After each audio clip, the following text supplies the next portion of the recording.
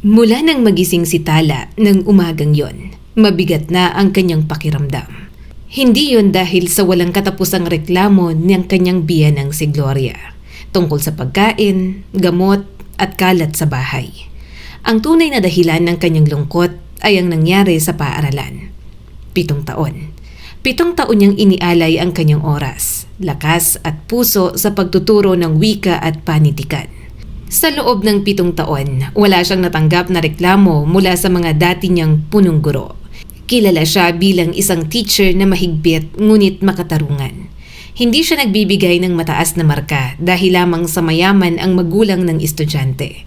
Hindi rin siya nagpapababa ng grado dahil mahirap ang isang bata. Para kay Tala, pantay-pantay ang lahat sa loob ng silid-aralan. Ngunit tila wala ng halaga ang kanyang prinsipyo ngayon. Nakahiga siya sa kama, nakatitig sa kisame habang paulit-ulit na bumabalik sa kanyang isipan ang masasakit na sinabi sa kanya ng bagong principal na si Mr. Martin. Hindi ka na maaring magturo sa dating paraan, sabi nito sa kanya. May bago ng pamamalakad sa paaralang ito. Ako na ang masusunod dito. Hindi na nakasagot si Tala noon. Hindi dahil wala siyang kayang sabihin, kundi dahil alam niyang wala ng saysay ang paliwanag. Mula nang dumating si Martin, mabilis nitong binago ang sistema ng kanilang paaralan. Ang mga anak ng mayayaman ay binibigyan ng espesyal na pagtrato. Ang mga guro ay pinipilit na maging flexible pagdating sa marka. Sa madaling salita, kailangang sumunod sila sa kagustuhan ng mga taong may pera at koneksyon. At yun ang bagay na hindi kayang gawin ni Tala. Napabuntong hininga siya at marahang bumangon. Sa kabilang bahagi ng kama, wala na ang asawa niyang si Cyrus. Maaga itong gigising dahil aalis para sa isang business trip. Ibig sabihin, may iwan na naman si Tala sa bahay, kasama ang kanyang biyanan. Hindi pa man siya nakakalabas ng silid, narinig na niya ang boses ni Gloria mula sa pasilyo. Tala, anong oras na? Kalahating oras na akong gising pero wala pa rin akong nakikitang almusal. Napapikit si Tala. Gusto sana niyang sumagot. Gusto niyang sabihin na siya rin ay tao, na may pinagdaraanan din siya. Nakahapon lamang ay nawalan siya ng trabaho at wala man lang nagtangkang tanungin kung ayos lang ba siya. Ngunit pinili niyang magtimpi. Sandali lang po, Mama. Mahinahon niyang sagot. Magluluto na po ako. Pagdating niya sa kusina, nakita niya si Cyrus na paikot-ikot habang hawak ang tasa ng kape. Nakakunot ang noo nito na para bang may malaking problemang kailangang lutasin. Tala, bungad nito. May naisip ako. Napahinto siya sa pagbukas ng refrigerator. Alam mo namang wala akong lakas ng loob para sa mga plano mo ngayon, Cyrus. Hindi to biro, sagot nito. Tungkol ito sa trabaho mo. Huminga ng malalim si Tala at kumuha ng mga itlog. Hindi mo kailangan mag-alala. Maghahanap ako ng ibang paaralan. Baka pwede rin akong kumuha ng mga estudyanteng tuturuan ng pribado. Mag-tutor ako. Napailing si Cyrus. Private tutoring? Ilang estudyante ang kailangan mong turuan bago tayo kumita ng malaki? Hindi naman lahat ay kailangang tungkol sa malaking kita, sagot ni Tala. Ang mahalaga, marangal ang trabaho. Napangisi si Cyrus. Marangal? Nakakain ba ang pagiging marangal? Napahigpit ang hawak ni Tala sa sandok. Cyrus, wag ngayon. Ngunit hindi tumigil ang lalaki. Makinig ka muna. May kilala akong negosyante. Ang pangalan niya ay Christopher Hidalgo. Napatingin si Tala sa asawa. Christopher Hidalgo? Hindi ba siya yung may-ari ng malaking kumpanya sa syudad? Siya nga, sagot ni Cyrus. Pero malubha ang sakit niya. Sumailalim siya sa operasyon, pero hindi naging matagumpay. Pati chemotherapy, hindi rin tumalab. Sinabi raw ng mga doktor na kaunti na lang ang natitira niyang panahon. Natigilan si Tala. Ano naman ang kinalaman ko ron? Lumapit si Cyrus at ibinaba ang boses. Umalis siya sa syudad. Nagtungo sa lumang bahay ng kanyang lolo sa isang liblib na baryo. Doon daw niya gustong gugulin ang mga huling araw niya. Kailangan niya ng mag-aalaga. Di kumuha siya ng nurse. Marami na raw siyang sinubukan pero walang tumagal. Bakit naman? Kibit balikat si Cyrus. Masama sigurong ugali o baka ayaw niyang may ibang tao. Pero narinig ko na balak niyang mag-iwan ng malaking halaga sa taong mag-aalaga sa kanya hanggang sa huli. Dahan-dahang naibaba ni Tala ang sandok. Hindi niya nagugustuhan ang direksyon ng usapan. Ano ba talaga ang gusto mong sabihin? Ngumiti si Cyrus. Gusto kong ikaw ang pumunta ron. Parang biglang nanlamig ang buong kusina. Ano? Ako? Oo. Total, wala ka namang trabaho. Wala kang trabaho ngayon, di ba? Hindi ako nurse, Cyrus. Isa akong teacher. Pareho lang yun. Magbibigay ka lang ng pagkain, gamot. Tutulungan siyang makabangon. Hindi naman niya kailangan ng doktor. Kailangan lang niya ng kasama. Hindi makapaniwalang napatingin si Tala sa mister. Gusto mo akong ipadala sa isang liblib na lugar para bantayan ang isang lalaki naghihintay ng kamatayan? Bakit mo ba ginagawang masama ang lahat? Inis na sagot ni Cyrus. 1 buwan o 2 buwan lang naman. Kapag namatay siya at ikaw ang pinamanahan. Tumigil ka nga! Napataas ang boses ni Tala. Natigilan si Cyrus. Maging si Gloria na papasok pa lamang sa kusina ay napatigil sa may pintuan. Pero ang iniisip mo habang may tao naghihingalo? Nanginginig na sabi ni Tala. Paano mo nasasabi yun ng ganun lang? Umismid naman si Cyrus. Praktikal lang ako. Hindi praktikal ang tawag dyan. Kasakiman yun. Kasakiman? Sigaw ni Cyrus. Ako naghahanap ng paraan para makaahon tayo. Alam mong may problema ako sa negosyo. Dumadami ang kakompetensya ko. Kailangan ko ng puhunan. Hindi mo pwedeng gamitin ng ibang tao para makuha yun. Sumingit si Gloria. Tala, huwag mo namang masamain agad. Baka makatulong ka rin sa may sakit. Napalingon si Tala sa biyanan. Talaga po? Pag-aalala po ba sa kanyang dahilan ninyo? Hindi sumagot si Gloria. Sa katahimikan nitong yon, lalo lamang tumibay ang hinala ni Tala. Magkasabwat ang mag-ina. Matagal na nilang pinag-uusapan ang bagay na yon. At ngayon, ginagamit nila ang kanyang pagkawala ng trabaho para pilitin siyang pumayag. Hindi ako pupunta. Humanap kayo ng iba. Mariin niyang sabi. Biglang nagbago ang mukha ni Cyrus. Nakakahiya ka. Napakurap si Tala. Ano? Napakawalang utang na loob mo. Ako na nga naghahanap ng trabaho para sa'yo. Ikaw pang galit. Trabaho ba talaga yon? O plano mo akong gamitin para makuha ang pera ng isang naghihingalong lalaki? Kapag tumanggi ka, malinaw na wala akong pakialam sa problemang pinagdaraanan ko. Napuno ng luha ang mga mata ni Tala. Kahapon lamang ay nawalan siya ng trabaho. Ngunit sa halip na damayan siya, pinagmukha pa siyang pabigat ng sarili niyang asawa. 1 araw pa lang akong walang trabaho, mahina niyang sabi. 1 araw pa lang, Cyrus, pero kung magsalita ka para bang matagal na akong walang silbi. Dahil kailangan mong harapin ang realidad, sagot ni Cyrus. Wala nang paaralang kukuha sa'yo kapag kumalat ang nangyari. Napatingin si Tala sa kanya. Anong ibig mong sabihin? Kilala ko si Martin. Kapag nagalit yun, sisiguraduhin niyang mahihirapan kang makapasok sa ibang paaralan. Napalunok si Tala. Hindi alam ni Cyrus ang buong katotohanan. Ang akala nito ay basta na lamang siyang tinanggal dahil sa pagiging matigas ang ulo. Ngunit ang totoong dahilan ay nagsimula sa isang tawag. Isang tawag mula sa isang mayamang ina na gustong bilhin ang marka ng kanyang anak. Ilang araw bago siya mawalan ng trabaho, nakatanggap si Tala ng tawag mula kay Mrs. Cruz. Hello Ma'am Tala, matigas na sabi ng babae. Bakit ganito ang grado ng anak kong si Mickey? Dahil yun po ang katumbas ng kanyang mga pagsusulit at gawain, mahinang sagot ni Tala. Hindi maaari. Mataas ang marka niya sa ibang asignatura. Maaaring mahusay po siya sa ibang subjects pero sa klase ko, kulang ang kanyang effort. Tingnan naman ninyo, ma'am. Mahalaga ang mataas na marka para sa future ng anak ko. Alam ko po, kaya nga gusto ko pong magsikap siya. Hindi ba pwedeng baguhin nyo na lang ito? Gawin yung A. Napapikit si Tala noon bago sumagot. Hindi ko po maaaring baguhin ang marka ng isang estudyante dahil lamang sa kahilingan ng magulang. Alam ba ninyo kung sino ang asawa ko? Hindi po mahalaga kung sino ang asawa nyo. Sa loob ng classroom, estudyante si Mickey katulad ng lahat. Pagkatapos ng tawag na yon, ipinatawag siya ni Martin. Tala, dapat sana pinagbigyan mo na lang si Mrs. Cruz, sabi nito. Hindi ko mababago ang grado ng anak niya kung hindi naman yun nararapat. Masyado kang maprinsipyo. Teacher po ako, trabaho kong maging patas. Umismid ang principal. Minsan kailangan marunong tayong makisama sa mga taong nakakatulong sa paaralan. Ang ibig ninyong sabihin, kailangang bigyan ko ng mataas na marka ang anak nila dahil nagbigay sila ng donasyon? Nagiging mahirap kausap ang isang taong ayaw umintindi. Ngunit mas lumala ang lahat nang harapin siya mismo ni Mickey sa klase. Hindi ako kukuha ng tests. Walang galang na sabi ng binata. Lahat ay kukuha ng test ngayon, sagot ni Tala. May training ako. Hindi ko sasayangan ng oras ko sa subject ninyo. Mickey, umupo ka na at kunin ang pagsusulit. Ngumisi ang binata. Kahit bigyan niyo ako ng C, ipapabago rin yun ng nanay ko. Magbibigay ang tatay ko ng bagong computer sa school. Natahimik ang buong klase. Pakiramdam ni Tala ay sinampal siya sa harap ng lahat. Lumabas ka, mariin niyang sabi. Ano?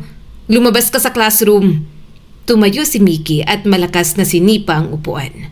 Hindi ka rin magtatagal dito. Walang may gusto sa gurong katulad mo. Ilang oras matapos ang insidenteng yon, muling ipinatawag si Tala sa principal's office. Sa halip na ipagtanggol siya pa ang sinisi ni Martin. Napakalaki ng problema mo sa pakikisama. Galit nitong sabi. Binastos ako ng estudyante sa harap ng klase. Anak siya ng isang makapangyarihang pamilya. At dahil doon ay papayagan natin siyang bastusin ng mga guro. Hindi mo ba kayang bigyan na lang siya ng A? Hindi. Namula sa galit ang principal. Kung ayaw mong sumunod, mag-resign ka.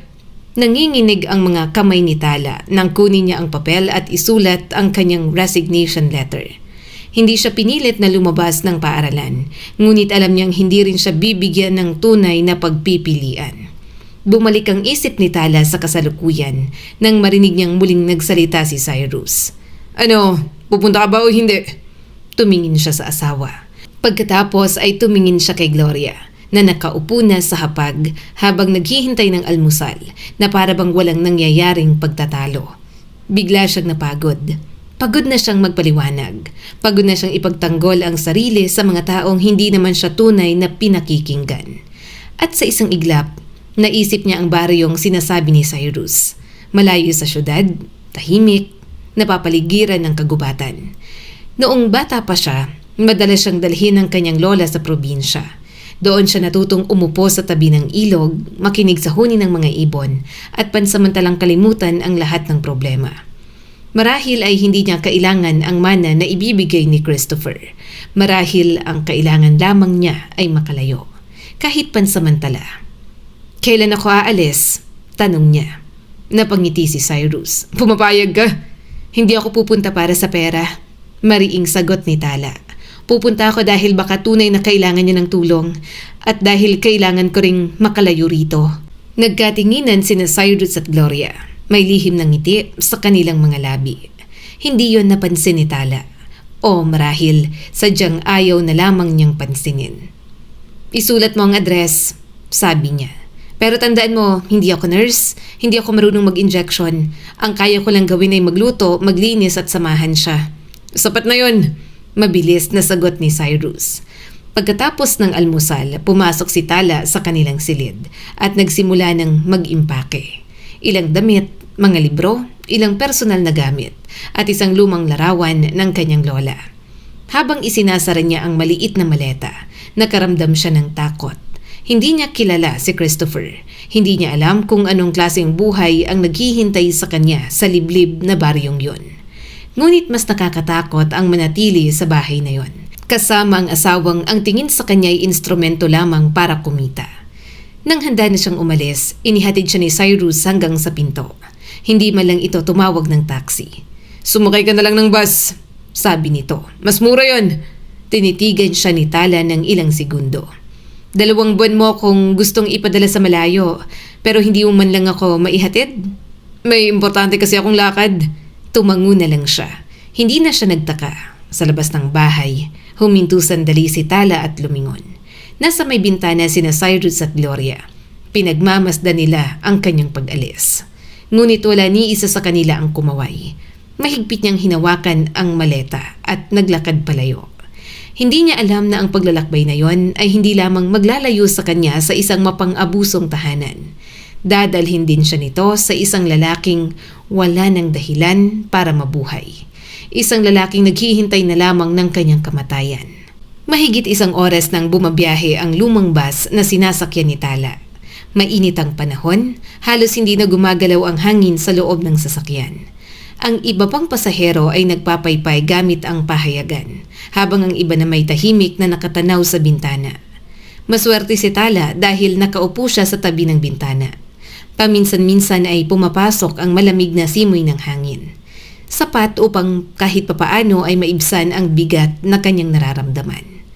Habang pinagmamasdan niya ang malalawak na bukirin, tila unti-unting lumalayo ang ingay ng syudad.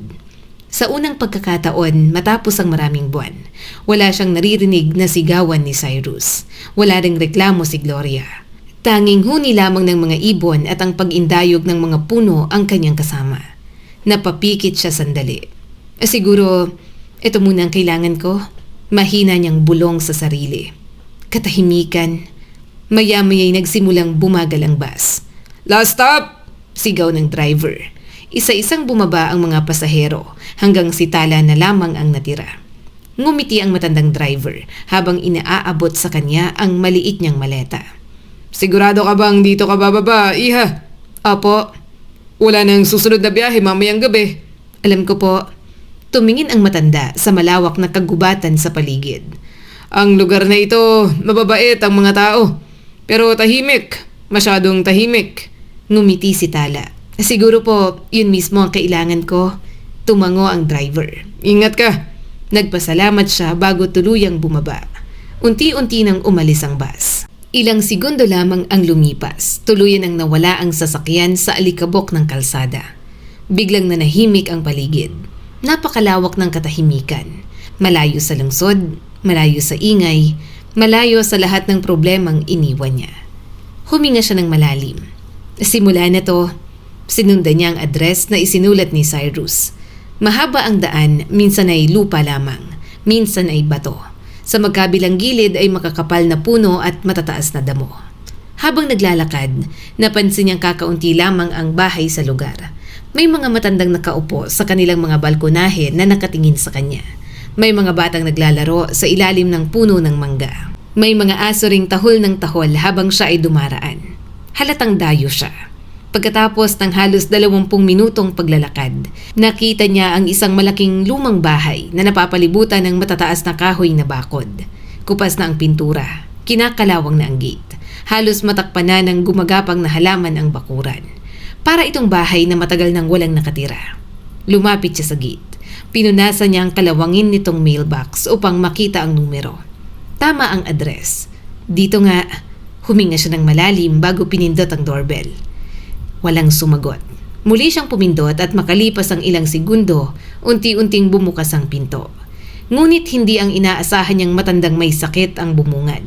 Isang matangkad na lalaki ang lumabas.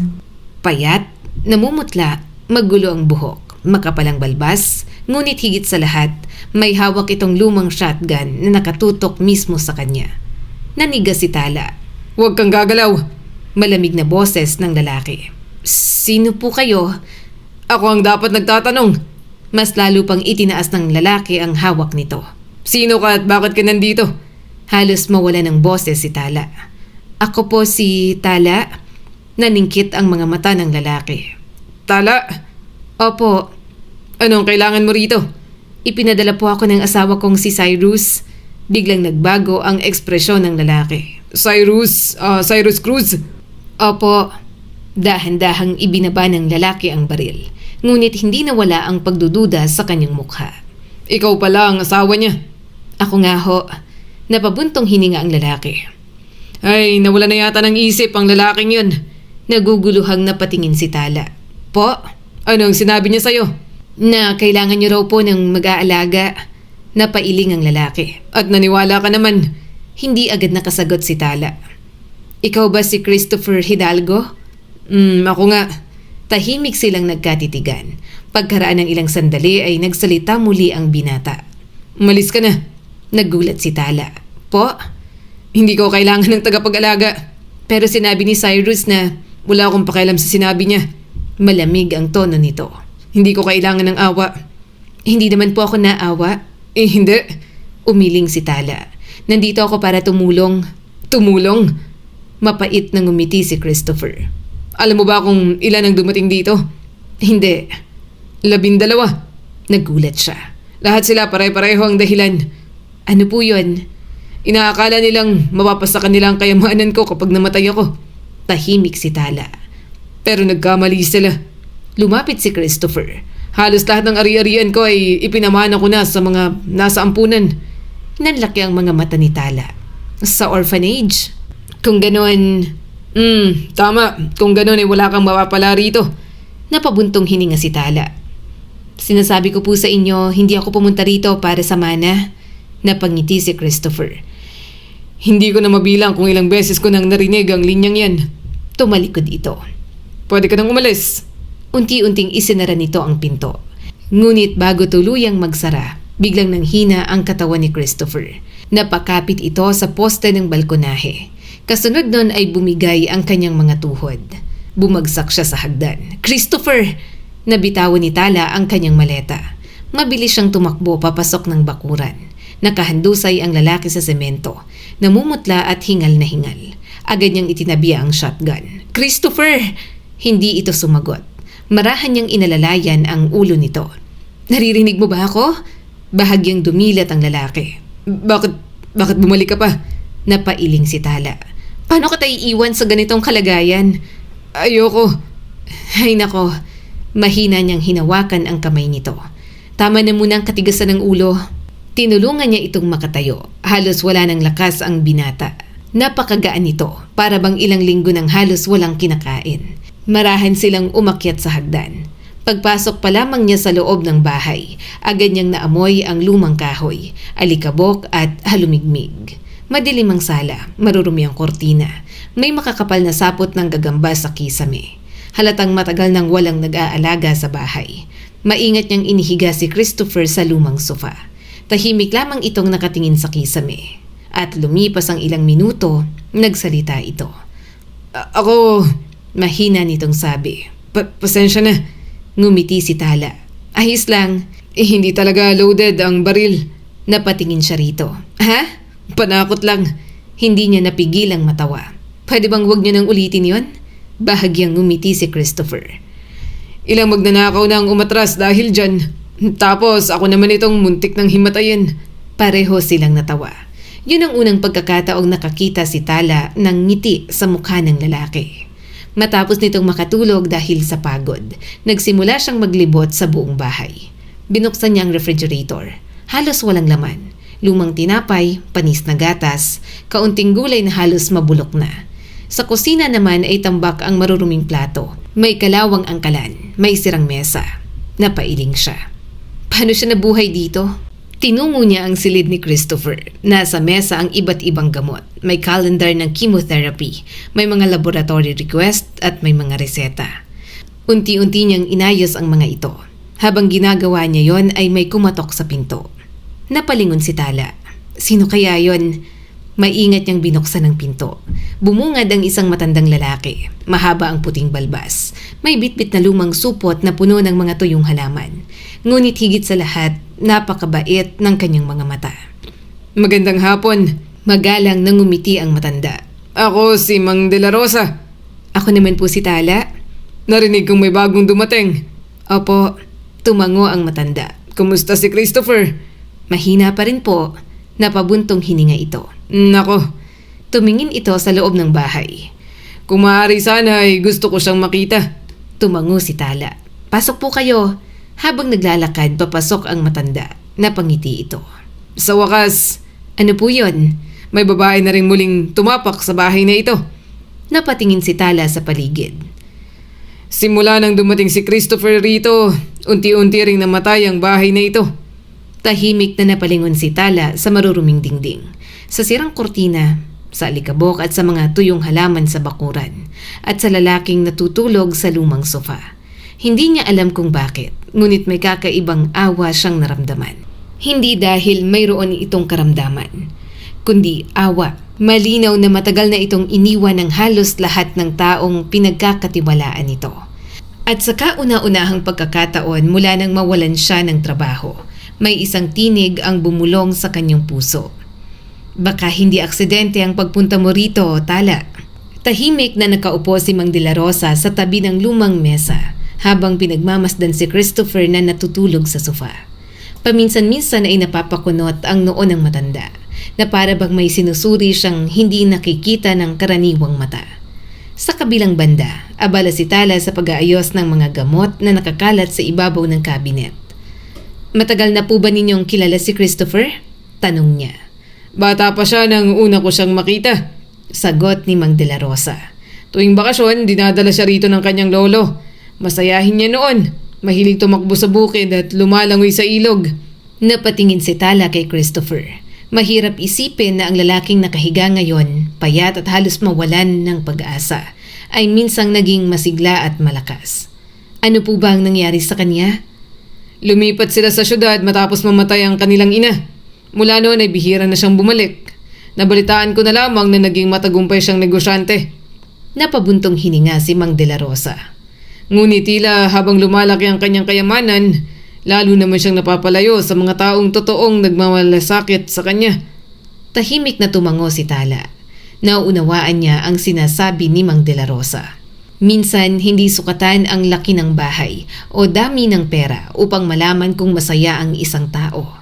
Siya mismo ay naninirahan sa maayos na bahay sa syudad, ngunit araw-araw naman siyang nakakaramdam ng pag-iisa. Binuksan ni Mang De La Rosa ang malaking supot na dala niya. Agad na kumalat sa sala ang mabangong amoy ng mga tuyong dahon, bulaklak, ugat at iba't ibang halamang hindi pamilyar kay Tala. "Ano po ang mga yan?" tanong niya. Mga halamang nakukuha ko sa kagubatan. Isa-isang inilabas ng matanda ang maliliit na garapon at nakataling kumpol ng mga dahon. May pampakalma, pampalakas ng katawan, may pantulong sa pagtulog at may mga halamang ginagamit upang maibsan ang pagsusuka at panghihina. Napataas ang kilay ni Tala. "Doktor po ba kayo?" Napangiti si Mang De La Rosa. Dati, "Dati? matagal akong nagtrabaho sa isang ospital sa syudad. Bakit po kayo umalis?" Nawala ang ngiti sa mukha ng matanda. Ilang saglit itong hindi nakaimik bago muling nagsalita. Hindi ako umalis, pinaalis ako. Nagulat si Tala. Bakit naman po? Dahil hindi nagustuhan ng ilang kasamahan ko ang paraan ko ng panggagamot. Dahil sa mga halamang to? Tumango ang matanda. Naniniwala ako sa makabagong medisina. Hindi ako laban sa operasyon, gamot o anumang siyentipikong paraan. Ngunit naniniwala rin ako na may mga halamang maaaring makatulong sa katawan. Lalo na kung tama ang paggamit. Kumuha siya ng maliit na garapon na may kulay kayumangging likido. Ang problema, may mga taong ayaw tumanggap ng ibang kaalaman. Tinawag nila akong baliw. Sinabi nila, nanlilin lang lamang ako ng mga pasyente. Pero nakagaling po ba kayo ng mga tao? May ilan. Kung ganoon, bakit hindi nila kayo pinakinggan? Mapait na ngumiti si Mang De La Rosa. Hindi lahat ng desisyon ay ginagawa para sa kapakanan ng pasyente, iha. Minsan may pera, may negosyo, may inggitan, at may mga taong ayaw malamangan. Naramdaman ni Tala ang bigat ng mga sinabi nito. Parang pareho sila. Siya ay nawalan ng trabaho dahil tumanggi siyang sumunod sa maling sistema. Si Mang De La Rosa naman ay sinira ang reputasyon dahil ipinaglaban ang paniniwala niyang makakatulong sa kanyang mga pasyente. Ano po ang ibinintang nila sa inyo? Pagnanakaw ng mga gamot. Napasinghap si Tala. Hindi po totoo yun? Syempre hindi. Umabot po ba sa korte? Tumango ang matanda. Ngunit ibinasura rin naman ang kaso. Ang hukom na humawak nito ay dating pasyente ko at alam niyang hindi ako magnanakaw. Kung ganoon, maaari sana kayong bumalik sa ospital. Hindi na. Bakit po? Kapag nasira ng pangalan ng isang tao, may hirap na itong buuin muli. Iniwan din ako ng asawa ko. Pinagtawanan ako ng dating mga kasamahan. Kaya bumalik na lang ako rito. Tumingin ang matanda sa mga halamang nasa mesa. Dito walang kumukutya sa akin. Ang mga halamang ito ay hindi nagtatanong kung may titulo pa ako o wala. Patuloy lamang silang tumutubo at naghihintay na magamit. Nakaramdam ng awa si Tala, ngunit kasabay nito ay paghanga. Naniniwala po ba kayong kaya niyong pagalingin si Christopher? Hindi agad sumagot si Mang De La Rosa. Tumingin muna siya sa natutulog na lalaki. Hindi ako mangangako ng himala, ngunit naniniwala ako na hindi pa tapos ang laban niya. Ayon sa kanya ay wala na raw pag-asa. Ang problema kay Christopher, mas nauna nang sumuko ang kanyang isip kaysa sa kanyang katawan. Naupo ng tuwid si Tala. Ano po ang kailangan nating gawin? Tumingin sa kanya ang matanda. Kailangan muna niyang maniwala na may dahilan pa siyang mabuhay. Sa sandaling yon ay gumalaw si Christopher. Dahan-dahan itong idinilat ang mga mata. Nang makita si Mang De La Rosa ay agad itong napasimangot. Ikaw na naman. Magandang hapon din sa'yo. Masayang sagot ng matanda. Sinabi ko na ayaw ko ng pinakukuluan mong damo. Hindi damo ang mga ito. Pareho lang yun. Umupo si Christopher at humawak sa kanyang tagiliran. Lumapit agad si Tala. Dahan-dahan lang. Hindi ko kailangan ng tulong. Halos hindi ka nga makatayo kanina. Ayos na ako. Kung ayos ka, bakit parang hinihingal ka kahit nakaupo? Napatingin si Christopher kay Tala. Halatang hindi ito sanay na may taong sumasagot sa kanya ng direkta. Napangiti si Mang De La Rosa. Mukhang nakahanap ka na ng katapat. Hindi ko siya hiningi. Reklamo ni Christopher. Pero nandito siya. Kinuha ng matanda ang isang bote. Inumin mo ito bago ka kumain. Ano na naman yan? Lason! Napatingin si Christopher sa kanya. Tumawa si Mang De La Rosa. Kung gusto kitang lasunin, matagal ko nang ginawa. Pampalakas yan at pantulong sa pagtulog. Hindi ako iinom. Christopher, mahinahong sabi ni Tala. Ano naman ang mawawala sa'yo kung susubukan mo? Baka lalo lang ako mapadali. Akala ko ba hinihintay mo na lang mamatay? Natigilan ang lalaki. Kung gusto mo talagang sumuko, bakit takot kang subukan ng gamot niya? Ilang segundo silang nagkatitigan. Sa huli, inabot ni Christopher ang bote. Isang kutsara lang. 3 beses sa isang araw bago kumain. Sagot ni Mang De La Rosa. At huwag kang matigas ang ulo. Ako pa talagang matigas ang ulo. Buti at alam mo. Napangiti si Tala. Sa unang pagkakataon mula nang makarating siya sa bahay, naramdaman niyang hindi pala nakakatakot si Christopher. Sa likod ng masungit nitong mukha ay isang taong nasaktan, iniwan at nawalan lamang ng tiwala sa kapwa. Pagkatapos umalis ni Mang De La Rosa, nagsimulang maglinis si Tala. Una niyang binuksan ang mga bintana upang makapasok ang sariwang hangin. Inalis niya ang maruming kortina at ibinabad sa palanggana. Winalis niya ang mga sapot ng gagamba. Pinunasan ang mga kabinet at inilabas ang mga sirang gamit. Mula sa sofa ay tahimik siyang pinagmamasdan ni Christopher. Hindi mo kailangan gawin ang lahat ng yan, sabi nito. Kailangan, hindi naman ako nagrereklamo sa kalat. Kaya nga umabot sa ganito. Kaya ko mabuhay rito. Tawag mo rito, buhay? Napatingin si Christopher sa paligid. Hindi siya nakasagot. Pinuntahan ni Tala ang kusina at itinapon ang mga panis na pagkain. Pagkatapos ay kinuha niya ang kaunting pera sa sariling pitaka. Saan ka pupunta? Tanong ni Christopher. Bibili ng pagkain. May pera sa cabinet. Wag na. May sarili akong pera. Natawa ng mahina si Christopher. Pumunta ka rito para alagaan ako. Pero ayaw mong gamitin ang pera ko. Hindi naman ako pulubi. Hindi yun ang ibig kong sabihin. Alam ko, pero ayokong isipin mong bawat galaw ko ay may kapalit. Nawala ang ngiti sa mukha ni Christopher. Muli niyang naalala ang mga taong naunang dumating sa bahay. May isang caregiver na lihim na kumuha ng litrato ng kanyang mga dokumento. May isa namang nagtanong kung kailan iaayos ang kanyang huling habilin. Ang isa ay nagdala ng abogado at sinabing para lamang daw matiyak na legal ang lahat. Lahat sila ay tila naghihintay sa araw ng kanyang kamatayan. Ngunit kakaiba si Tala. Hindi nito tinanong kung gaano kalaki ang kanyang kumpanya. Hindi nito tinanong kung magkano ang kanyang pera. At ngayon, sarili pa nitong ipon ang gustong gamitin sa pagkain. Tala, napalingon siya. Ano? Kunin mo ang pera sa cabinet. Wag na. Hindi para bayaran ka. Para sa bahay. Nag-isip siya sandali bago tumango. Sige, pero ililista ko ang lahat ng gastos. Hindi na kailangan. Kailangan para sa akin. Napailing si Christopher ngunit hindi na nakipagtalo. Sa tindahan, agad napansin ng mga taga-baryo si Tala. Bago ka rito, iha? Tanong ng tindera. Opo, ako po muna ang mag-aalaga kay Christopher. Nagkatinginan ang ilang mamimili. Si Christopher Hidalgo. Opo, buhay pa pala siya.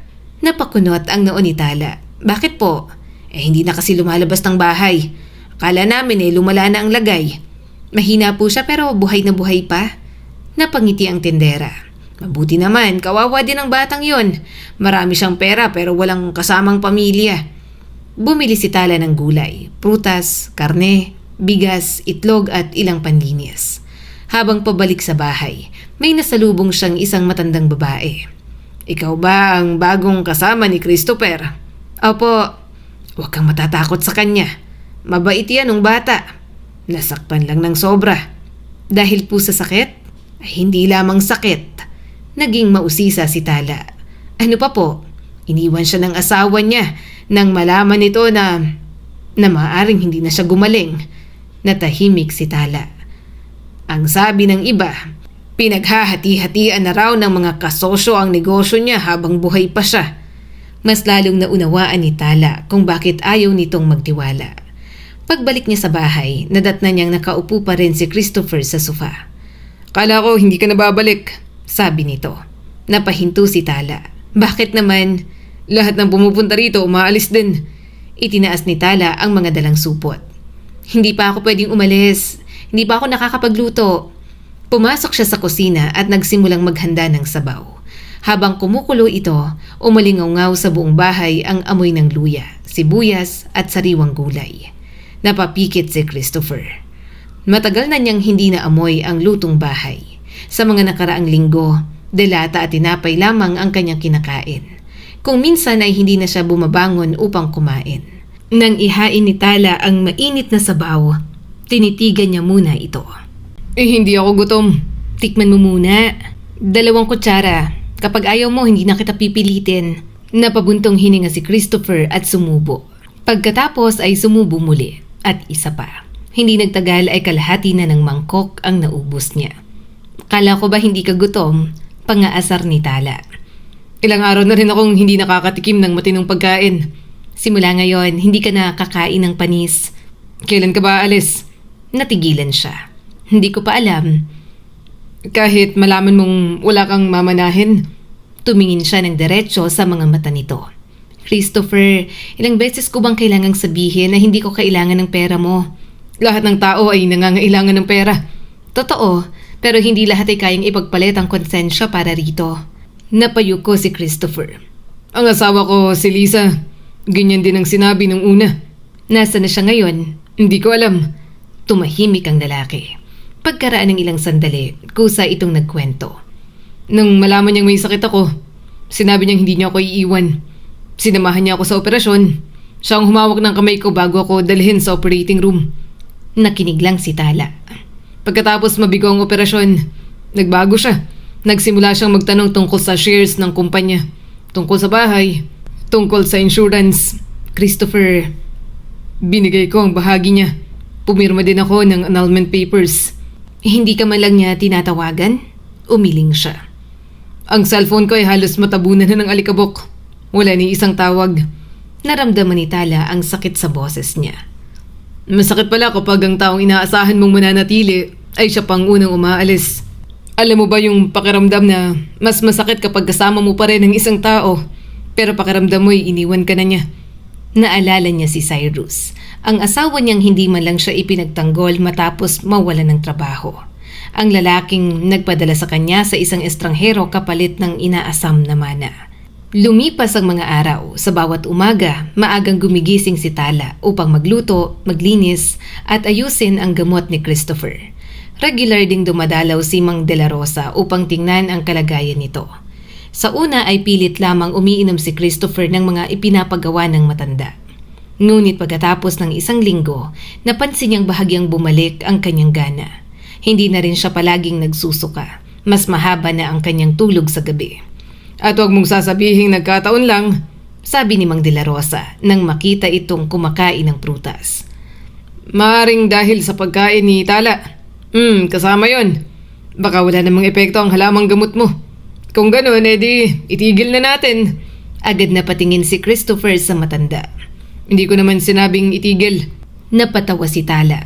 Akala ko ba hindi ka naniniwala? Hindi naman masamang magpatuloy. Tumawa si Mang De La Rosa. Hindi lamang katawan ni Christopher ang unti-unting nagbabago. Maging ang bahay ay tila nabuhay.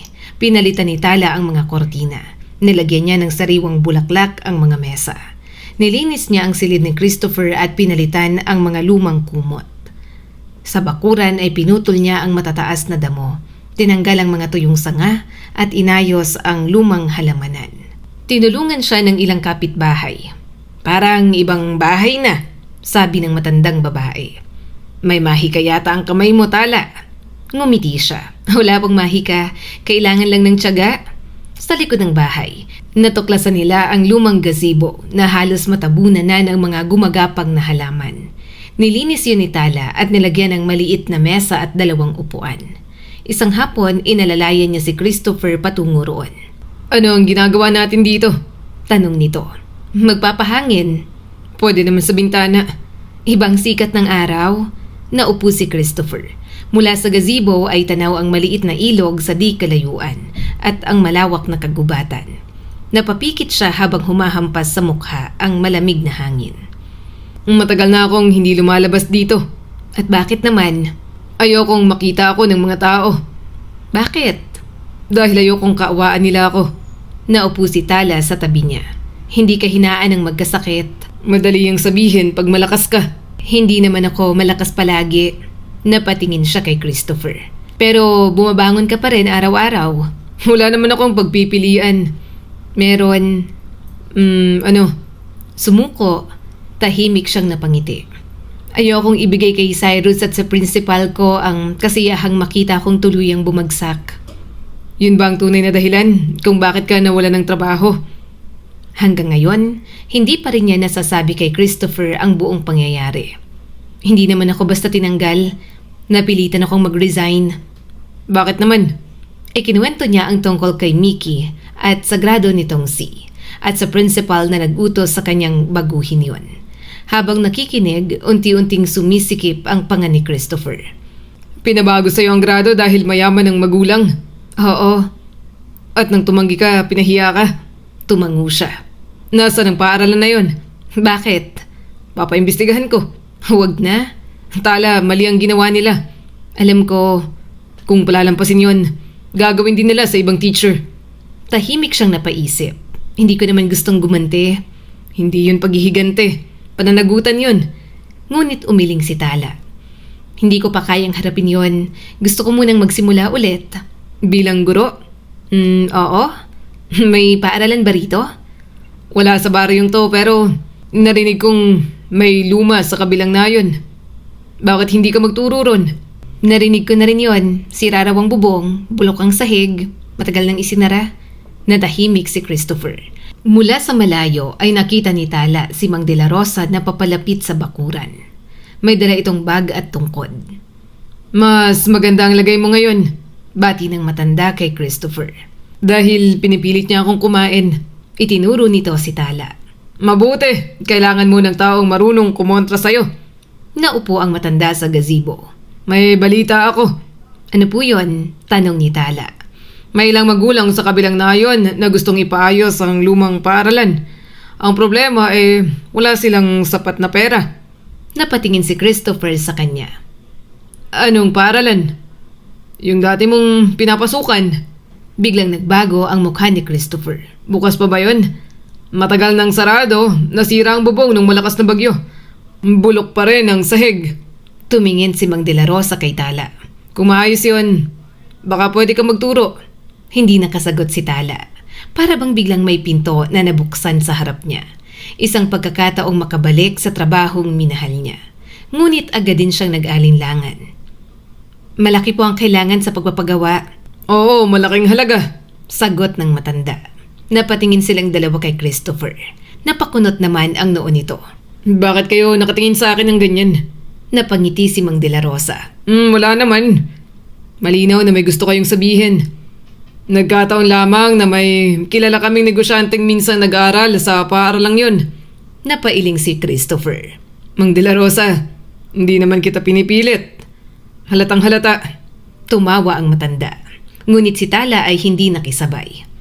Christopher, wag mong isipin na gusto kong gamitin ang pera mo. Tumingin ito sa kanya. Hindi ko naman iniisip yon. Talaga? Oo. Hindi kita pipilitin. Magtuturo ako ron kung maayos nila pero hindi kailangan ikaw ang gumastos. Napaisip si Christopher.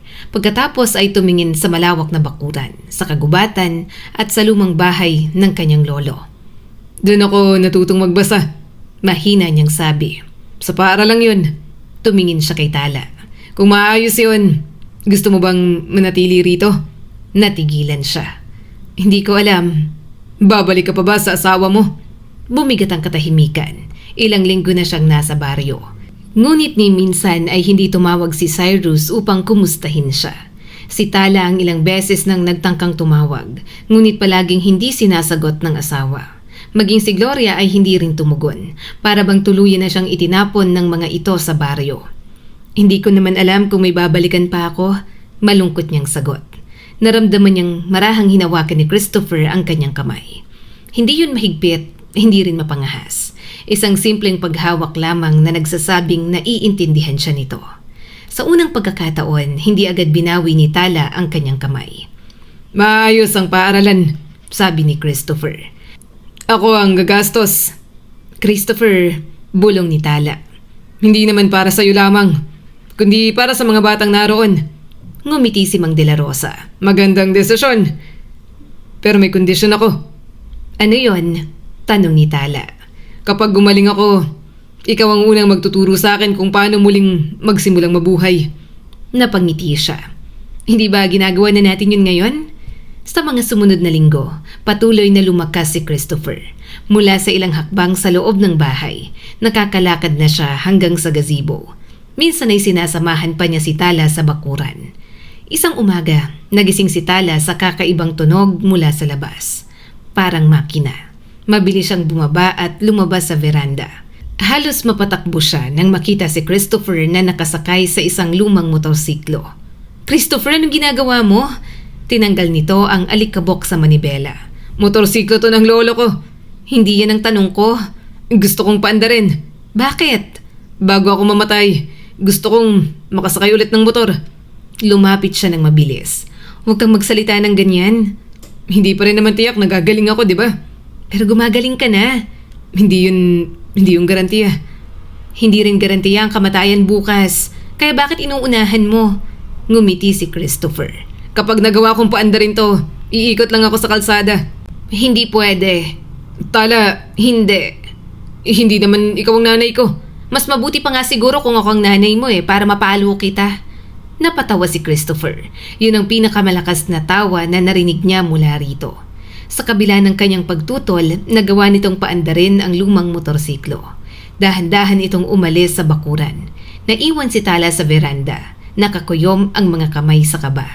Lumipas ang 10 minuto, 20, 30. Halos hindi na siya mapakali. Ngunit makalipas ang 1 oras, bumalik si Christopher. Pagod ito at namumutla, ngunit malawak ang ngiti. Baliw ka, sigaw ni Tala habang papalapit. Pero buhay, Paano kung naaksidente ka? hindi naman. Paano kung bigla kang nanghina? May sandaling akala ko mahuhulog ako. Christopher! Tumawa itong muli. Tingnan mo, hindi na ako halos makatayo nung dumating ka. Ngayon, nakakapagmotorsiklo na ako. Ipinaghanda niya ito ng mainit na tsaa. Habang iniinom yun ni Christopher, hindi nawawala ang ngiti sa mukha nito. Siguro tama ka, Sabi ng lalaki. Tungkol saan? baka hindi pa talaga tapos ang buhay ko. Umupo si Tala sa tapat niya. Matagal ko nang sinasabi yan. Pero ngayon ko lang nararamdaman. Tumingin ito sa kanyang mga mata. Dahil sa'yo. Napatigil si Tala. Hindi, ikaw ang lumaban. Tinulungan ka lang namin ni Mang De La Rosa. Hindi mo ba alam? Ang alin? Kapag wala ka rito, parang bumabalik ang katahimikan ng bahay. Masama ba ang katahimikan? Hindi dati pero ngayon, ayoko na. Tahimik silang nagkatitigan. May kakaibang init sa pagitan nila. Isang damdaming pareho nilang nauunawaan, ngunit ayaw munang pangalanan. Dahil si Tala ay may asawa pa. At si Christopher ay isang lalaking hindi paganap na nakakalayo sa bingit ng kamatayan. Kaya tumayo siya at tumingin sa bintana. Magandang panahon. Lumabas tayo mamaya? Sasama ako sa isang kondisyon. Ano na naman? Ngumiti ka muna. Bakit? Dahil yun ang pinakamagandang bagay na nakita ko simula nang magkasakit ako. Namula ang mukha ni Tala. Sa kabila ng pag-aalinlangan ay napangiti siya. Lumabas silang dalawa sa veranda upang panoorin ang paglubog ng araw.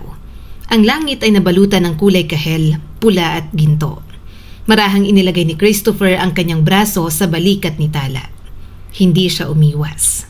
Sa sandaling yon, kapwa nila nakalimutan ang syudad, ang kasakiman ng mga taong nang iwan sa kanila, at ang sakit na halos sumira sa kanilang buhay. Ngunit habang unti-unting bumabalik ang pag-asa kay Christopher, may dalawang taong naghihintay naman sa syudad. Si Cyrus at ang kanyang inang si Gloria. Wala silang pakialam kung buhay pa ba si Tala. Hindi rin nila iniisip kung ligtas ba siya. Ang tanging hinihintay nila ay ang balitang namatay na si Christopher at ang malaking kayamanang inaakala nilang mapupunta sa kanila. Hindi nila alam na habang abala silang maghintay sa pagkamatay ng isang tao, unti-unti namang gumagaling si Christopher. At higit sa lahat, hindi nila alam na ang babaeng itinuring nilang walang halaga ay nakahanap na ng isang lugar kung saan siya ay tunay na kailangan, pinahahalagahan at minamahal. Lumipas pa ang mga linggo. Sa bawat araw na nagdaraan, mas lalo pang lumalakas si Christopher. Hindi na siya palaging nakahiga sa kama.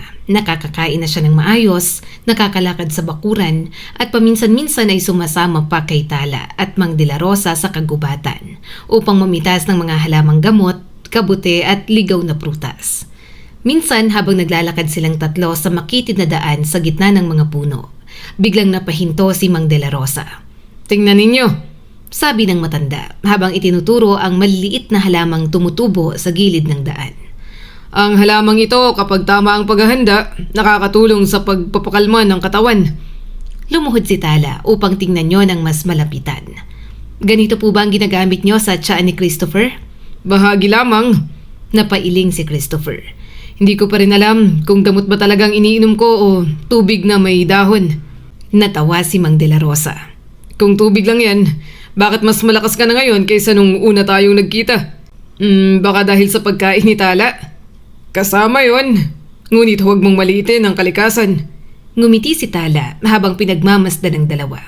Sa loob lamang ng ilang buwan, ang bahay na dati tahimik at malungkot ay napuno ng tawanan.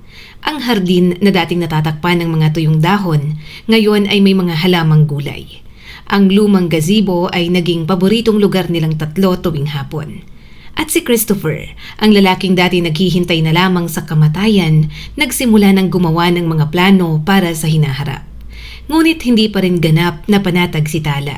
Sa kabila ng saya ng buhay sa baryo, may isang bahagi ng kanyang nakaraan na hindi pa rin niya kaayang tuluyang bitawan. Ilang beses niyang tinawagan si Cyrus, ngunit hindi ito sumasagot. Minsan ay 2 beses sa isang araw siyang tumawag. Minsan na may gabi-gabi. Wala ni isa sa kanyang mga tawag ang sinagot.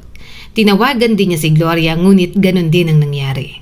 Parang tuluyan na siyang kinalimutan ng mag-ina. Isang gabi, habang nakaupo siya sa labas ng bahay, lumapit sa kanya si Christopher. Tinawagan mo na naman siya. Hindi na kailangang sabihin ang pangalan. Alam na niya kung sino ang tinutukoy nito. Hindi pa rin sumasagot. Umupo si Christopher sa katabi niyang silya. Bakit patuloy mo pa rin siyang tinatawagan? Dahil asawa ko pa rin siya? At asawa ko pa rin ba niya sa paraan ng pakikitungo niya sa'yo? Napatingin siya rito. Hindi galit ang mukha ni Christopher. Hindi rin ito nagsiselos. Tila gusto lamang nitong ipaunawa sa kanya ang isang katotohanang matagal na niyang iniiwasan. Hindi ganun kasimple ang pag-aasawa, mahina niyang sabi. Alam ko. May mga taong nagkakamali. May mga panahong nagiging malamig ang relasyon. Tala, hindi ka niya pinabayaan lamang dahil abala siya. Sinadya niyang hindi sagutin ang mga tawag mo. Napayuko siya. Baka may problema siya sa negosyo? Isang tawag lang ang kailangan para itanong kung buhay ka pa. Mas lalong bumigat ang dibdib ni Tala. Alam niyang tama si Christopher. Sa loob ng ilang buwan, hindi man lamang nagtanong si Cyrus kung nakarating ba siya ng maayos. Hindi nito inalam kung ligtas siya sa liblib na lugar. Hindi nito tinanong kung paano ang kalagayan ni Christopher.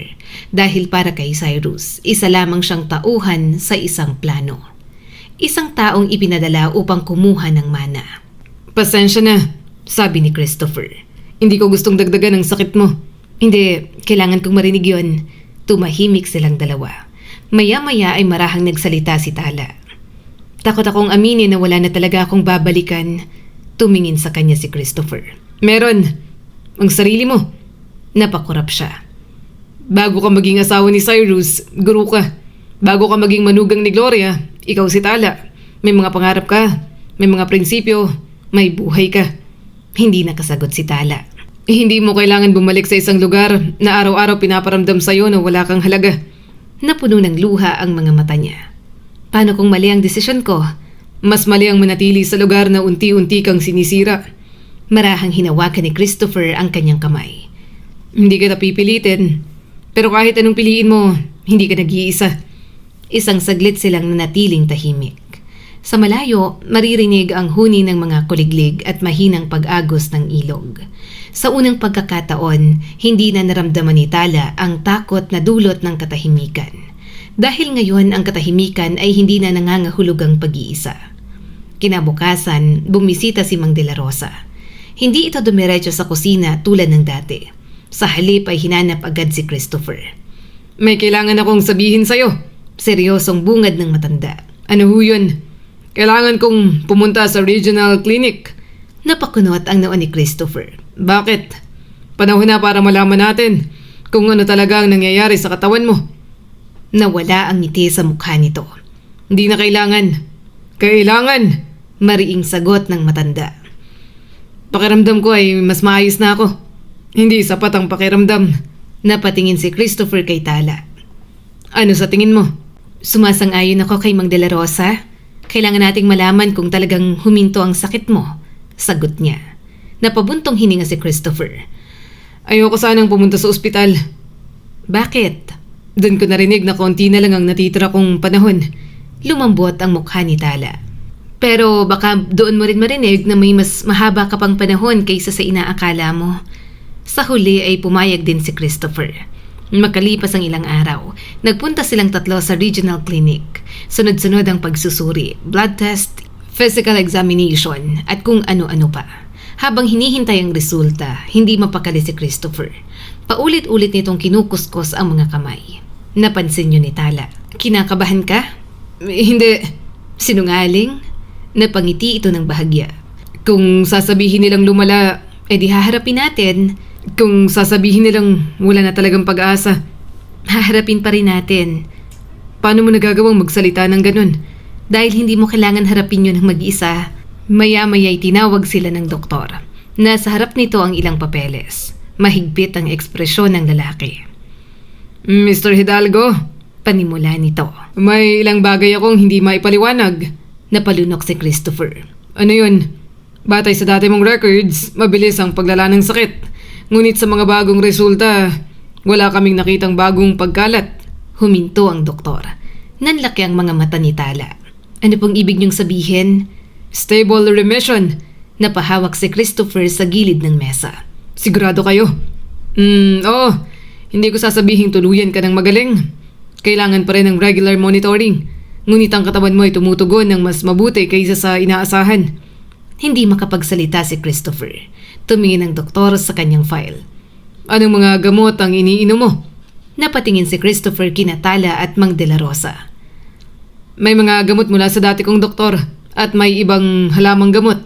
Sagot niya. Napakunot ang noo ng doktor. Herbal? Tumango si Christopher. Hindi ko maire-rekomenda ang anumang hindi namin nasuri, ngunit anuman ang ginagawa mo ay tila may positibong pagbabago. Napangiti si Mang De La Rosa ngunit hindi nagsalita. Paglabas nila ng klinik, huminto si Christopher sa tapat ng hagdan. Maliwanag ang araw, maraming tao ang naglalakad. May batang umiiyak, may ambulansyang dumaraan. Karaniwan lamang ang lahat sa paligid. Ngunit para kay Christopher, tila bago ang buong mundo. Remission? Mahina niyang sabi. Remission, ulit ni Tala. Napahawak ito sa kanyang balikat. Buhay pa ako. Napangiti siya habang pinipigilan ang luha. Sabi ko naman sa'yo, bigla siyang niyakap ni Christopher. Sa una ay nanigas si Tala, ngunit makalipas ang ilang segundo, marahan din niya itong niyakap. Hindi yun yakap ng pasyente sa tagapag-alaga. Hindi rin yakap ng isang negosyante sa isang empleyado. Yakap yun ng isang taong muling nakahanap ng dahilan upang mabuhay. Pagbalik nila sa baryo, mas naging aktibo si Christopher. Agad niyang ipinatawag ang ilang kontratista upang tingnan ang lumang paaralan sa kabilang nayon. Sinamahan siya ni Tala. Nang makita nila ang gusali, mas malala pala ang kalagayan nito kaysa sa inaasahan. May malaking bitak sa bubong, bulok ang ilang sahig, at basag ang maraming bintana. May mga lumang upuang nakasalansan sa isang sulok. Ngunit habang naglalakad si Tala sa loob, tila naririnig niya ang tunog ng mga batang nagbabasa. Nakita niya sa isip ang mga batang nakaupo sa maayos na silid-aralan. Mga batang hindi kailangan maglakad ng napakalayo upang makapag-aral. Magkano ang kailangan? Tanong ni Christopher sa kontratista. Ibinigay nito ang estimate. Hindi maliit ang halaga. Ngunit agad na tumango si Christopher. Simulan ninyo. Napalingon si Tala. Sigurado ka? Oo. Napakalaking pera nito. Mas mabuti nang mapunta rito kaysa sa mga taong naghihintay lamang sa kamatayan ko. Napangiti siya. Salamat. Huwag mo kong pasalamatan. Matagal ko na dapat ginawa to. Lumipas ang mga araw at nagsimula ang pagkukumpuni. Dinalhan ng bagong kahoy ang gusali. Pinalitan ng bubong, inayos ang mga dingding. Nagbigay ng mga bagong mesa at libro si Christopher.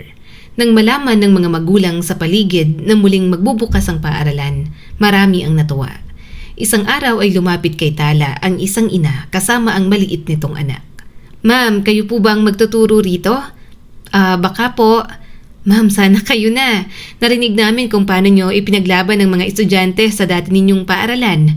Nagulat si Tala. Paano ninyo nalaman? Maraming kwentong nakakarating dito. Tumingin ang babae sa anak. Gusto ko pong turuan siya ng gurong patas. Hindi yung magbibigay ng mataas na marka dahil lamang sa mayaman ng magulang. Napangiti si Tala. Sa sandaling yon, naalala niya kung bakit niya minahal ang pagtuturo. Hindi dahil sa titulo, hindi dahil sa sweldo, kundi dahil sa mga batang umaasa sa kanya. Samantala, sa syudad, unti-unting naubos ang pasensya ni Cyrus. 2 buwan na ang lumipas mula nang umalis si Tala. Wala pa ring balita tungkol sa pagkamatay ni Christopher. Habang kumakain sila ng hapunan, biglang ibinagsak ni Cyrus ang kanyang kutsara. Hindi to tama. Napatingin si Gloria. Ano na naman? Bakit hindi pa rin bumabalik si Tala? Baka hindi pa namamatay ang lalaki. Matagal na siyang binigyan ng maikling panahon ng doktor. Umismid si Gloria. Baka matigas ang ulo. Tinatawagan tayo ni Tala dati. Hindi ko sinasagot. Ako rin. Bakit mo ba sasagutin? Baka humingi lang ng pera. Napaisip si Cyrus. Paano kung patay na si Christopher? Napataas ang kilay ni Gloria. Kung patay na, dapat may balita. Paano kung nakuha na ni Tala ang mana at hindi tayo sinasabihan? Natahimik ang matanda. Ngayon lamang nito naisip ang posibilidad.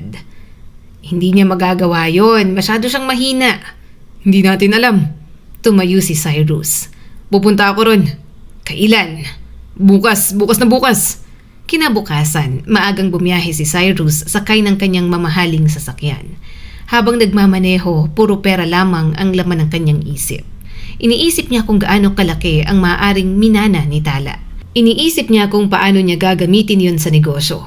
Iniisip niya kung gaano kaliit na bahagi ang ibibigay niya sa kanyang asawa. Kung hindi dahil sa akin, wala siyang pagkakataon. Bulong niya sa sarili. Ako nagpadala sa kanya ron. Pagdating sa baryo, agad napansin ng mga tao ang kanyang sasakyan. Masyado itong marangya para sa tahimik na lugar. Huminto siya sa tapat ng bahay ni Christopher at paulit-ulit na bumusina. Walang sumagot. Bumaba siya at lumapit sa gate. Ngunit bago pa niya ito mabuksan, lumabas si Christopher mula sa veranda. Maayos na ang kulay ng balat nito. Mas malakas na ang katawan. Wala na ang payat at halos patay na lalaking inaasahan ni Cyrus. Nanlaki ang kanyang mga mata. Christopher! Ngumiti ang lalaki. Hello, Cyrus! Hindi makapaniwala si Cyrus. Buhay ka pa? Napatawa si Christopher. Yun ba ang pagbati mo? Hindi. Ibig kong sabihin, pumunta ka ba upang tingnan kung humihinga pa ako? Namula ang mukha ni Cyrus. Nasaan si Tala? Nandito. Bakit hindi siya umuwi? Bakit mo siya tinatanong ngayon? Nung ibig mong sabihin, tinawagan ka niya ng maraming beses, hindi mo sinagot. Busy lang ako sa negosyo. Sa loob ng ilang buwan? Tanong pa ni Christopher. Nairita si Cyrus. Huwag kang makialam sa relasyon naming mag-asawa. Sarkastikong napangiti si Christopher. Relasyon? Iniwan mo siya rito na parang kagamitan. Pinadala ko siya upang alagaan ka. Sigaw pa ni Cyrus. At kunin ang mana ko. Hindi na ito nakasagot. Nasaan siya? Singhal nito. Nasa loob. Akmang papasok si Cyrus ngunit humarang si Christopher. Bago ka pumasok, may kailangan kang malaman. Ano? Hindi na siya babalik sa'yo. Namutla si Cyrus. Ano? Mananatili siya rito. Hindi mo pwedeng sabihin yan. Hindi ako ang nagdedesisyon. Sa sandaling yon ay lumabas si Tala. May hawak siyang basket ng mga gulay. Nang makita si Cyrus, hindi na siya nagulat. Parang matagal na niyang inaasahan ang araw na ito. Hello, Cyrus. Mabilis itong lumapit. Anong ginagawa mo rito hanggang ngayon? Tiningnan siya ni Tala ng tahimik. Hindi ba malinaw? Nakatira ako rito. Umuwi ka na. At bakit? Napakunot ang noo ni Cyrus. Dahil asawa kita. Ngayon mo lang naalala? Tala, huwag ka nang gumawa ng eksena. Eksena? Ibinaba niya ang basket sa mesa sa veranda. Ilang buwan akong tumatawag. Hindi mo sinagot. Hindi mo tinanong kung buhay pa ako. Hindi mo tinanong kung ligtas ako. May trabaho ako. At meron din akong buhay. Pinadala kita rito para sa isang dahilan. Alam ko. Nanigas ang panga ni Tala. Pinadala mo ako upang maghintay sa pagkamatay ng isang tao. Hindi ganun yun. Ganon na ganon. Napatingin si Cyrus kay Christopher. Sinulsulan ka niya? Umiling si Tala. Hindi ko kailangan ng manunulsol upang makita kung paano mo ako tinatrato. Kung may namamagitan sa inyo, tumigil ka.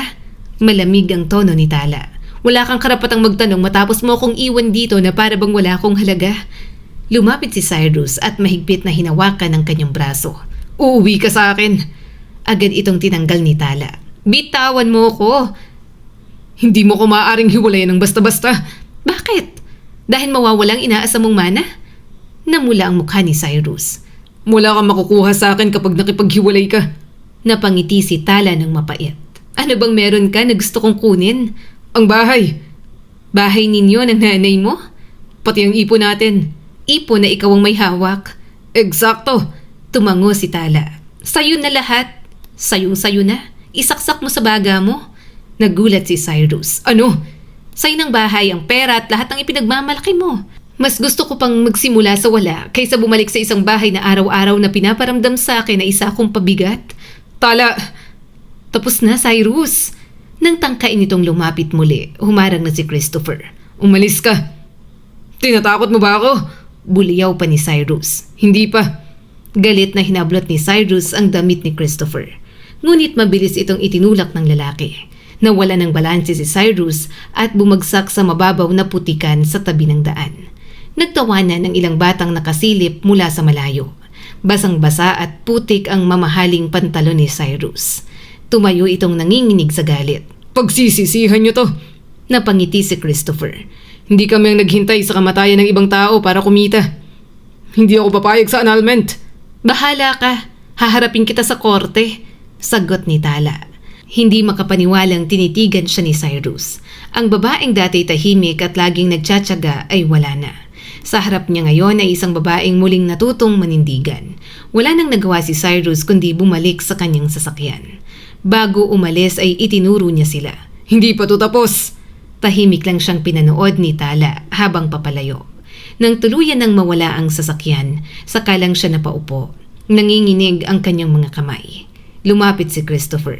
Ayos ka lang? Tumango siya. Ngunit bumagsak ang mga luha sa kanyang pisngi.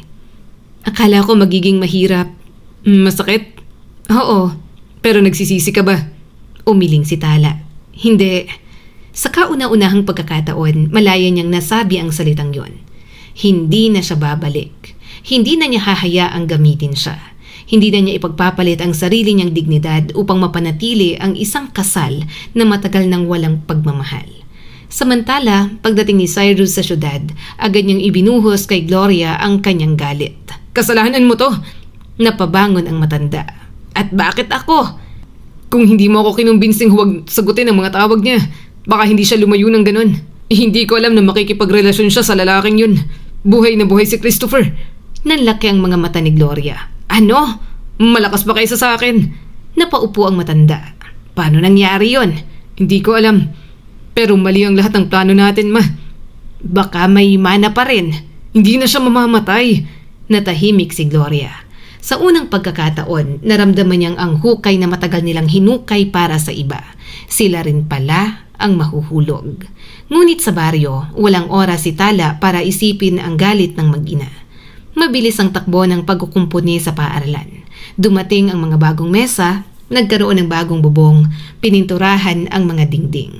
At nang itanong ng mga magulang kung sino ang magiging principal, halos sabay-sabay nilang binanggit ang pangalan ni Tala. Hindi, natatawa niyang sagot. Hindi pa po ako handa. Kayo po ang nararapat. Kayo ang dahilan kung bakit muling nagkaroon ng pag-asa ang paaralang ito, sabi ng isang ginang.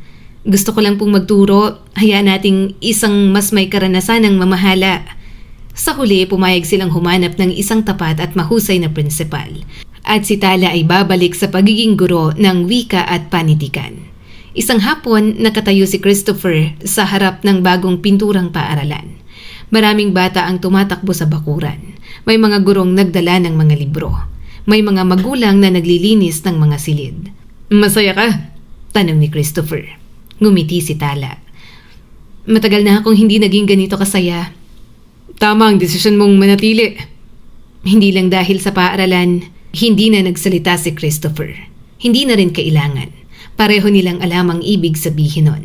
Ngunit bago tuluyang makapagsimula si Tala sa bago niyang buhay, kailangan pa niyang harapin ang huling laban. Dahil tumanggi si Cyrus na palayain siya. At sa halip na tahimik na tanggapin ang pagkatalo, nagpa siya itong dalhin ang kanilang paghihiwalay sa korte. Hindi nito alam na sa oras na mabuksan ang kaso, mabubunyag sa lahat ang tunay nitong plano. Ang mana, ang pag-abandona kay Tala, at ang kasakimang matagal nitong itinago kasama si Gloria. Hindi naging madali ang mga sumunod na buwan para kay Tala. Tulad ng kanyang banta, tumanggi si Cyrus na pumayag sa paghihiwalay. Ginamit nito ang lahat ng paraan na alam niya upang patagalin ang proseso. Nagpadala siya ng mga sulat, nagbigay ng mga maling paratang, at ipinilit na si Tala ang sumira sa kanilang pagsasama. Sa mga dokumentong isinabmit niya, sinabi niyang bigla na lamang umalis ang kanyang asawa. Sinabi niyang pinabayaan siya nito. At higit sa lahat, ipinahiwatig niyang may relasyon na agad sina Tala at Christopher bago pa man tuluyang masira ang kanilang pagsasama. Nang mabasa yun ni Tala, nanginginig ang kanyang mga kamay. Hindi ako makapaniwala. Talagang kaya niyang baliktarin ang lahat? Sabi niya habang hawak ang mga papel.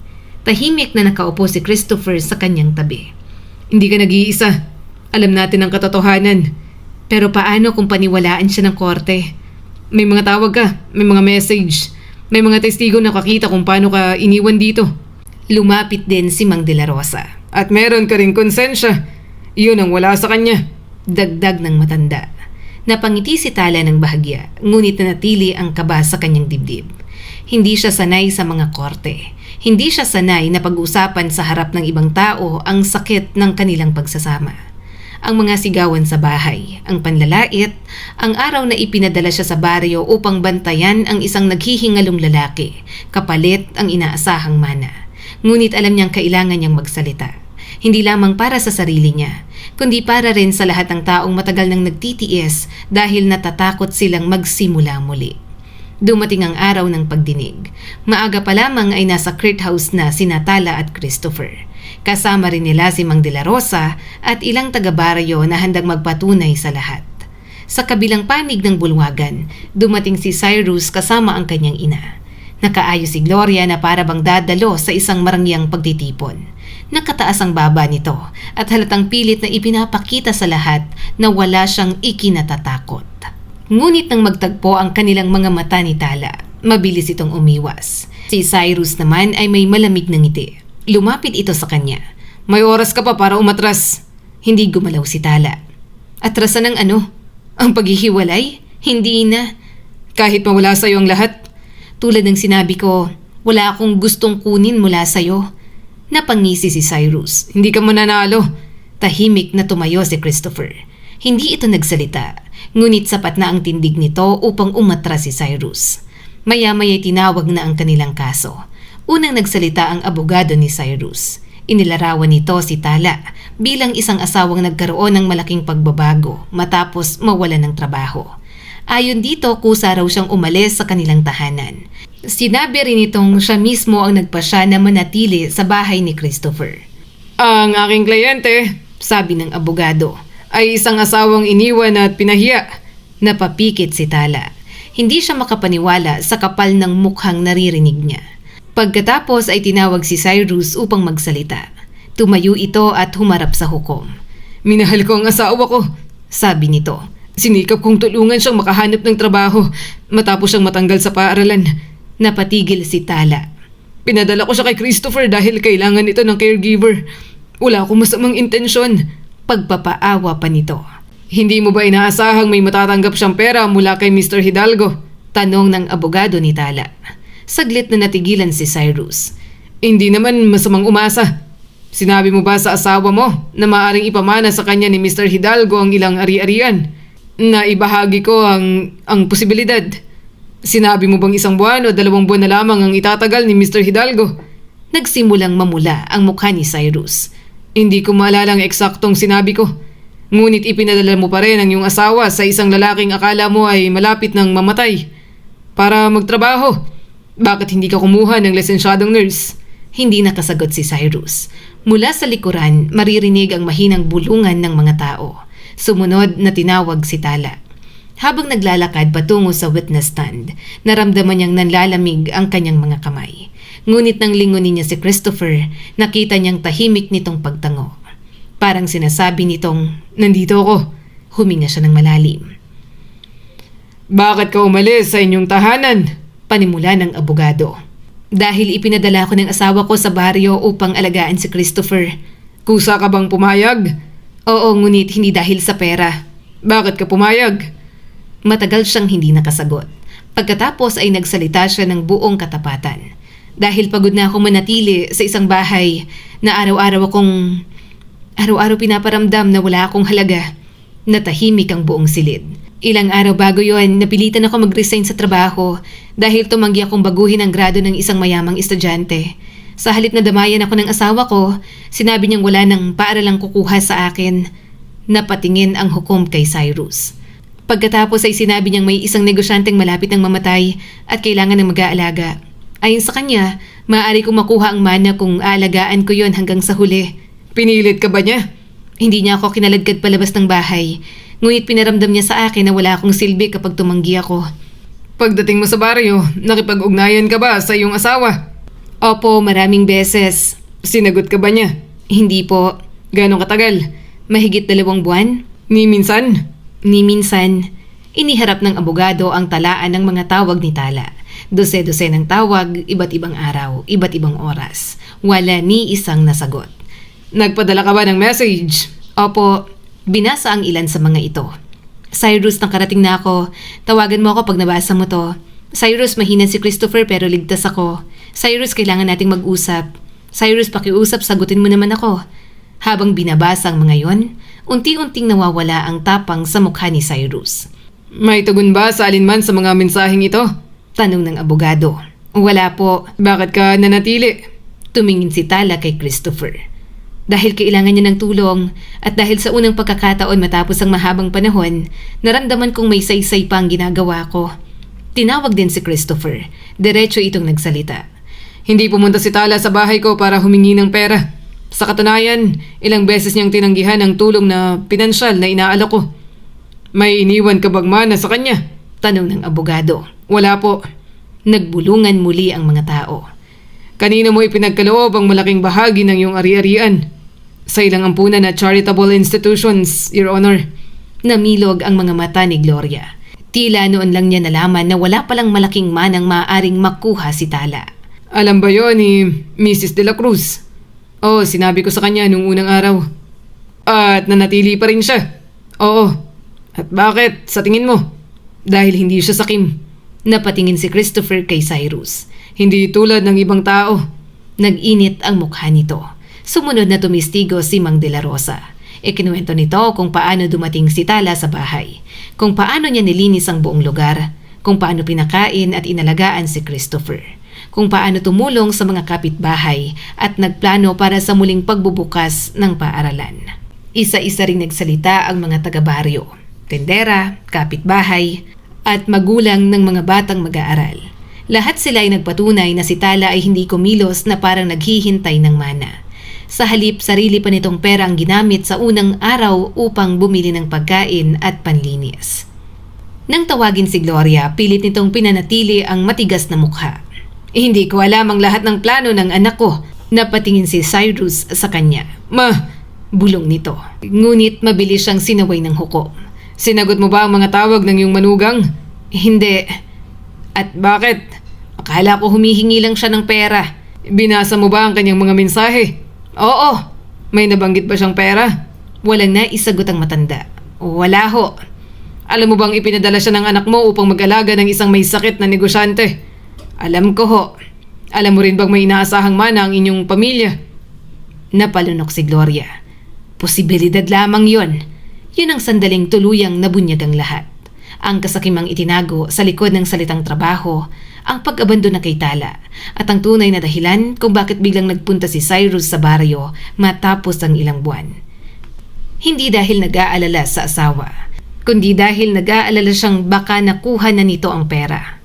Pagkatapos ng pagdinig, hindi kaagad naglabas ng final na desisyon ang hukuman. Ngunit malinaw na kung sino ang nawala ng kredibilidad. Paglabas nila ng courthouse, sinalubong ni Cyrus ang ilang taong nakarinig sa kaso. May mga bulungan, may mga mapanghusgang tingin, may ilan pang derechahang nagsabi. Ipinadala ang asawa sa naghihingalong lalaki para samahan na. Anong klaseng asawa yon? Namula si Cyrus, mabilis siyang pumasok sa kanyang sasakyan. Kasunod nito si Gloria na nakayuko at takot nang tumingin sa paligid. Sa loob ng sasakyan, agad nitong sinisi ang anak. Sinabi ko sa'yong ayusin mo ang mga sasabihin mo. Kasalanan mo rin naman to, ma. Ako na naman. Ikaw ang nagsabing huwag kong sagutin ang mga tawag niya. At ikaw ang nagpadala sa kanya ron. Patuloy silang nagsisisihan habang umaandar ang sasakyan. Sa huli, yun na lamang ang naiwan sa kanilang pagsasama bilang mag-ina. Pagsisisihan, galit at kasakimang bumalik sa kanila. Makalipas ang ilang linggo ay tuluyang ipinagkaloob kay Tala ang kalayaang matagal niyang hinintay. Wala siyang hiniling na bahay, wala siyang kinuha na negosyo, ni hindi niya ipinaglaban ang mga gamit na naiwan niya sa syudad. At tanging dinala niya lamang ay ang kanyang pangalan, dignidad at karapatang magsimula muli. Nang matanggap niya ang final na dokumento, matagal niya itong tinitigan. Tapos na. Nasa tabi niya si Christopher. Tapos na. Ulit nito. Napatakip si Tala sa bibig habang tuluyang bumagsak ang luha. Ngunit hindi yun luha ng sakit. Yun ay luha ng paglaya. Niyakap siya ni Christopher. Malaya ka na. Umiling siya habang umiiyak. Hindi lamang mula sa kanya. Anong ibig mong sabihin? Malaya na rin ako mula sa takot. Makalipas ang ilang buwan, muling nagbukas ang paaralan sa Karatig na Nayon. Maagang nagdatingan ang mga bata. Ang ilan ay suot ang luma ngunit malinis nilang uniform.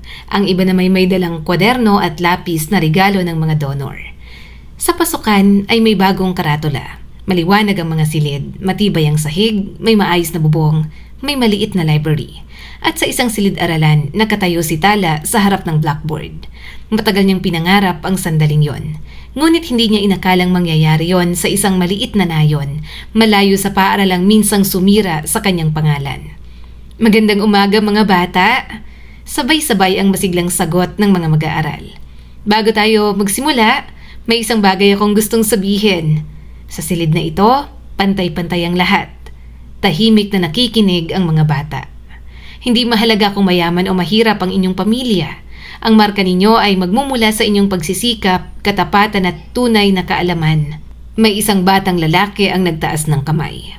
Ma'am, paano po kung mababa ang makuha namin? Tutulungan ko kayong bumangon, pero hindi ko kayo lolokohin sa pamamagitan ng pagbibigay ng markang hindi nyo naman pinaghirapan. Tumango ang mga bata. Sa labas ng silid, tahimik na nakatayo si Christopher. Katabi niya si Mang De La Rosa. Masaya siya, sabi ng matanda. Oo. Hindi mo ba siya babatiin? Mamaya na, ayokong istorbohin. Napangiti si Mang De La Rosa. Talagang mahal mo siya, ano? Hindi sumagot si Christopher, ngunit hindi rin niya itinanggi. Sa mga sumunod na buwan, naging kilala ang paaralan dahil sa mahusay na pamamalakad at ng mga gurong tapat sa kanilang tungkulin. Maraming pamilya mula sa kalapit na lugar ang nagpalista ng kanilang mga anak. Ang bagong principal ay isang simple ngunit matuwid na tao na hindi tumatanggap ng anumang pabor kapalit ng marka. Isang araw ay kinausap nito si Tala. Gusto naming inominate ka para sa Teacher of the Year. Naggulat siya. Ako po? Oo. Marami pong mas matagal nang nagtuturo kaysa sa akin. Hindi lamang naman haba ng serbisyo ang mahalaga. Nakikita namin kung paano mo binago ang mga batang ito. Ginagawa ko lamang po ang trabaho ko. Eksakto, at bihira na ang taong gumagawa ng tama kahit walang nakakakita. Hindi alam ni Tala ang isasagot. Matagal niyang inisip na tapos na ang kanyang karera. Ngunit ngayon, hindi lamang siya nakabalik sa pagtuturo. Kinikilala pa siya dahil sa prinsipyong minsang naging dahilan ng pagkawala ng kanyang trabaho. Samantala, patuloy ang paggaling ni Christopher. Regular itong nagpapatingin sa klinik. Hindi na bumalik ang mabilis na paglala ng kanyang sakit. Patuloy siyang sumunod sa payo ng mga doktor at inumin ang mga halamang inihahanda ni Mang De La Rosa bilang pandagdag lamang sa kanyang gamutan. Madalas na rin siyang tumulong sa mga proyekto ng nayon. Nagbigay siya ng pondo para sa maliit na health center. Nagpagawa ng maayos na daan at naglaan ng scholarship para sa ilang batang gustong ipagpatuloy ang pag-aaral sa syudad. Dati pera lamang ang sukatan ko ng tagumpay, sabi niya kay Tala isang gabi. Nasa veranda silang dalawa habang pinagmamasdan ang paglubog ng araw. At ngayon gusto ko nang malaman kung ilang buhay ang maaaring gumanda dahil sa mga bagay na meron ako. Napangiti si Tala. Malayo na talagang narating mo. Dahil sa'yo. Dahil pinili mong mabuhay. Dahil may nagbigay sa akin ng dahilan. Marahan niyang hinawakan ang kamay ni Tala. May itatanong ako. Ano yon? Tumayo si Christopher. Pagkatapos ay dahan-dahan siyang lumuhod sa harap nito. Nanlaki ang mga mata ni Tala. Christopher, mula sa kanyang bulsa, inilabas nito ang isang simpleng singsing. Hindi naman yon sobrang laki. Hindi rin kasing rangya ng mga alahas na kaya niyang bilhin. Ngunit para kay Tala, yun ang pinakamagandang singsing na nakita niya. Nung dumating ka rito, naghihintay na lang ako ng kamatayan. Galit ako sa mundo. Wala akong tiwala sa sino man. Napuno ng luha ang mga mata niya. Ngunit nilinis mo, hindi lang ang bahay ko. Nilinis mo rin ang puso kong puno ng takot at samahan ng loob. Christopher, hindi kita hinihiling bilang caregiver. Hindi rin bilang tagapagligtas. Hinihiling kitang maging kasama ko sa bawat araw na ibibigay pa sa akin. Tala, pakakasalan mo ba ako? Hindi agad nakapagsalita si Tala. Naalala niya ang araw na unang dumating siya sa bahay na yon. Naalala rin niya ang sarili niyang dumating doon. Pagod, sugatan at walang direksyon. Pareho silang wasak noon, ngunit sa pagtulong nila sa isa't isa, pareho rin silang natutong mabuhay muli. Oo, pakakasalan kita, Christopher. Isinuot nito ang singsing sa kanyang daliri bago siya mahigpit na niyakap. Mula sa gilid ng bakuran, biglang lumitaw si Mang De La Rosa. Alam ko na! Mang De La Rosa! Sigaw ni Christopher. Kanina pa po ba kayo riyan? Hindi naman masyado. Nanunubok ho kayo. Gusto ko lamang matiyak na tama ang sagot mo. Napatawa silang tatlo. Hindi nagtagal ay ikinasal si Tala at Christopher sa maliit na simbahan ng nayon. Simple lamang ang seremonya. Naroon ang mga guro, mga estudyante, kapitbahay. At syempre si Mang De La Rosa na halos hindi mapigilan ng luha habang pinagmamasdan silang dalawa. Hindi nabibili ng pera ang dangal, katapatan at tunay na pagmamahal. Maaring mawalan tayo ng trabaho, ari-arian o mga taong inakala nating habang buhay nating kasama. Ngunit hanggat hindi natin isinusuko ang ating prinsipyo at pagpapahalaga sa sarili, hindi tayo tunay na nawawalan. Ang taong tapat ay maaaring saktan at pabagsakin pansamantala. Ngunit darating ang araw na ang kabutihan nito ang magdadala sa kanya sa mas magandang buhay. Samantala, ang taong naghahangad yumaman sa kapahamakan ng iba ay maaaring magtagumpay sa simula. Ngunit sa huli, sarili rin niyang kasakiman ang sisira sa kanya. Kaya huwag matakot magsimula muli. Minsan ang pintuang nagsara sa ating harapan ay hindi parusa. Ito palang nagtutulak sa atin patungo sa pintuang matagal nang nakalaan para sa atin.